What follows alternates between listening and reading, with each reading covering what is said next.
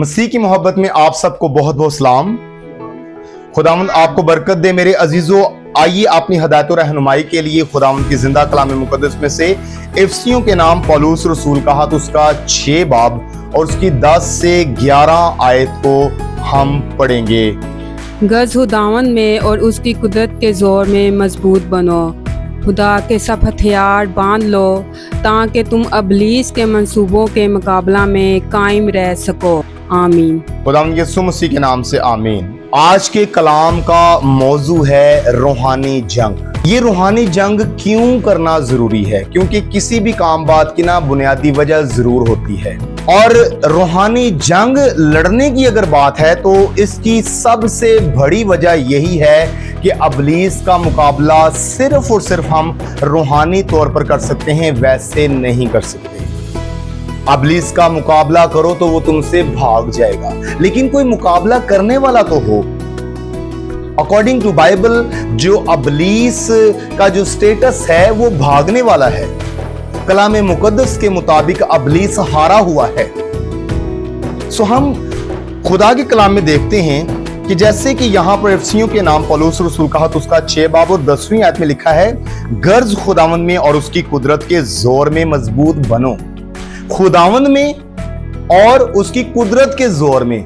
तो खुदावंद की कुदरत के जोर में मजबूत कौन बनेगा? जो खुदावंद में मजबूत बनेगा। मुझे आप बताइए हकीकी तौर पर कि क्या आप रूहानी जंग लड़ने के लिए वाकई तैयार हैं? अगर आप तैयार हैं तो फिर हम आगे बढ़ते हैं, फिर हम आगे सीखने की कोशिश करते हैं। हाँ जी, क्या आप वाकई रूहानी जंग लड़ने के लिए तैयार हैं?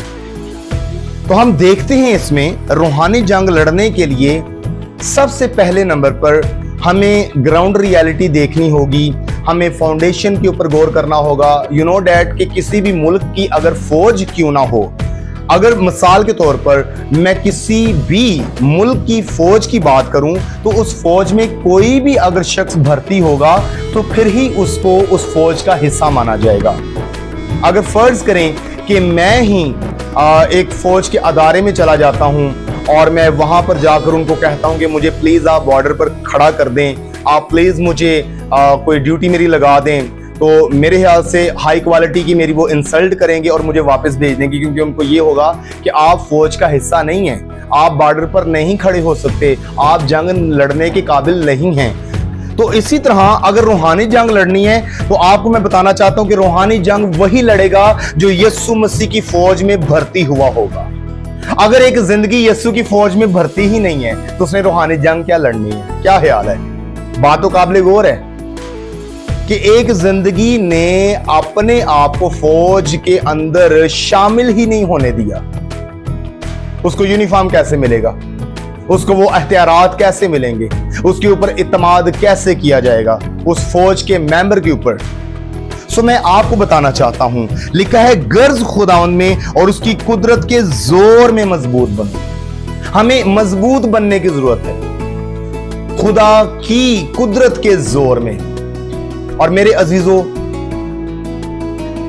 आपको मैं बताना चाहता हूं कि यीशु की फौज में भर्ती होने के लिए सबसे पहले नंबर पर अपने गुनाहों का इकरार करना बड़ा जरूरी है। शायद किसी मुल्क की फौज में भर्ती होने के लिए इंटरव्यू इतना मुश्किल ना हो जितना यीशु की फौज में भर्ती होने के लिए अपने गुनाहों का इकरार करना शायद किसी के लिए मुश्किल हो सकता है।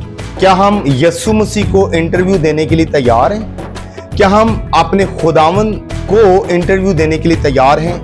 क्या हम खुदावंद की उम्मीदों पर पूरा उतरने के लिए तैयार हैं?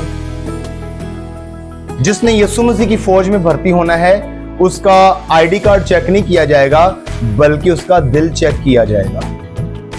जिसने यीशु मसीह की फौज में भर्ती होना है उसके अमाल चेक किए जाएंगे। जिसने यीशु मसीह की फौज में भर्ती होना है उसका मिजाज चेक किया जाएगा। जिसने यीशु मसीह की फौज में भर्ती होना है उसकी दुआया जिंदगी खुदा चेक करता है। जिसने यीशु मसीह की फौज में भर्ती होना है खुदा उसके अंदर खौफ को चेक करता है कि किस कदर वो जिंदगी खुदा के खौफ में है। जिसने यीशु मसीह की फौज में भर्ती होना है उसके अंदर खुदा ये भी यकीनन चेक करता है कि वो जिंदगी खुदा में किस हद तक मजबूत है। जिसने यीशु मसीह की फौज में भर्ती होना है यकीनन खुदा ये भी चेक करने का हक रखता है कि क्या यीशु मसीह की तालीम पर अमल करने के लिए वो जिंदगी जो है अमल पैरा है या नहीं। लिखा है गर्ज खुदा में उसकी कुदरत के जोर में मजबूत बनो, खुदा के सब हथियार बांध लो ताकि तुम अबलीस के मंसूबों के मुकाबला में कायम रह सको। यहां पर थोड़े हथियारों का जिक्र नहीं किया गया, लिखा है खुदा के सब हथियार बांध लो। सब हथियार, जब ये लिखा है ना कि खुदा के सब हथियार बांध लो, इसका मतलब है कि एक हथियार भी काम नहीं होना चाहिए। क्या ख्याल है? क्योंकि सब लफ्ज लिखा है ना यहां पर, नहीं तो ऐसे भी तो हो सकता था ना कि खुदा के हथियार बांध लो, लेकिन खुदा तरतीब का खुदा है। खुदा ने यहां पर सब लफ्ज को ऐड होने दिया है। लिखा है खुदा के सब हथियार, यानी एक हथियार भी कम ना हो, सब हथियार आपकी जिंदगी का हिस्सा होने चाहिए।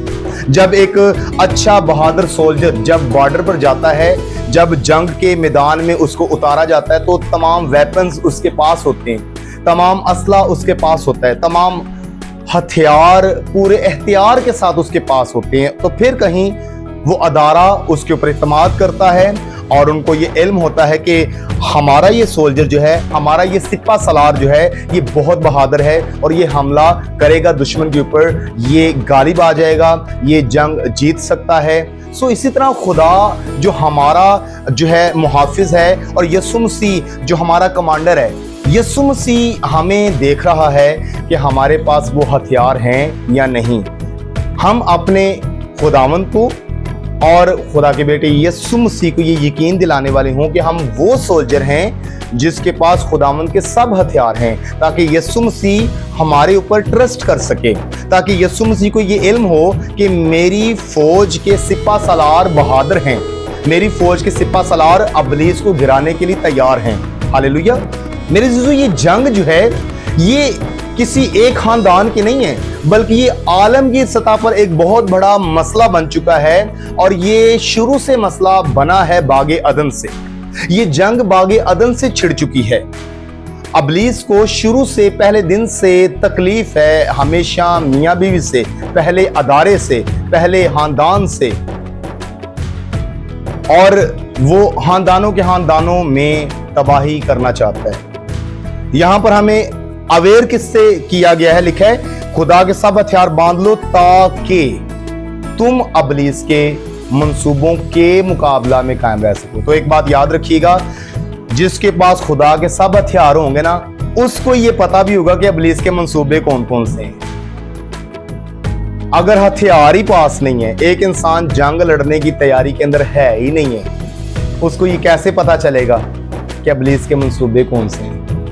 ये बड़ी हिडन बात है, बड़ी छुपी हुई बात है, क्योंकि ये कलाम मुकद्दस की आयत जो 11वीं आयत है, ये आयत ही हमें इस हकीकत से पर्दा उठाकर इस हकीकत के बारे में बता रही है। लिखा है खुदा के सब हथियार बांध लो ताकि, ये जो ताकि लफ्ज है ना, यानी मंसूबों के मुकाबला में कायम वही रहेगा जिसके पास हथियार होंगे।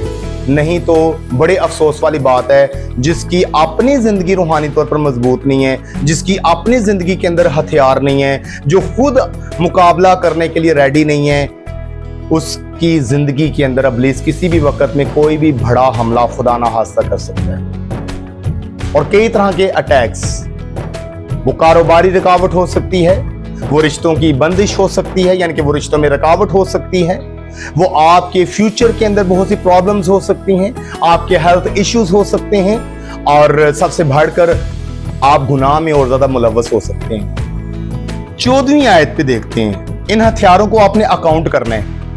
पहले नंबर पर जो हथियार है वो है सच्चाई। लिखा है पस सच्चाई से अपनी कमर कसकर, और दूसरा हथियार है और रास्तबाजी का बख्तर लगा कर। तीसरा हथियार है और पांव में सुलह की खुशबरी की तैयारी के जूते पहनकर। चौथा हथियार और उन सब के साथ ईमान की सिपर लगाकर कायम रहो। कि इससे क्या होगा कि आपका जो दुश्मन है, जो शरीर है, उसके जलते हुए तीरों को आप बुझा सकेंगे। अब पांचवें हथियार के ऊपर आते हैं। लिखा है और नजात का होद, ये पांचवा हथियार है। और छठवां हथियार है रूह की तलवार जो खुदा का कलाम है ले लो। ये बिल्कुल ऐसे लग रहा है कि जैसे हमें हदायत दी जा रही हैं, हमें कमांड दी जा रही है। मेरा और आपका कमांडर यीशु मसीह है। यही जहन में रखिए कि यीशु मसीह मुझे और आपको ये हदायत दे रहा है। यीशु मसीह कह रहा है, वो क्या कह रहा है? यीशु मसीह कहते हैं रूह की तलवार जो कि खुदा का कलाम है ले लो और हर वक्त और हर तरह से रूह में दुआ और मिन्नत करते रहो। ये सातवां हथियार है। और इसी घर से जागते रहो कि सब मुकद्दसों के वास्ते बिला नागा दुआ किया करो। अब आप खुद अंदाजा लगा लीजिए कि ये 7 हथियार किस हद तक जरूरी है। अगर इनमें से एक हथियार भी कम हो जाए तो मेरे ख्याल से रूहानी जंग लड़ना मुश्किल हो जाएगा।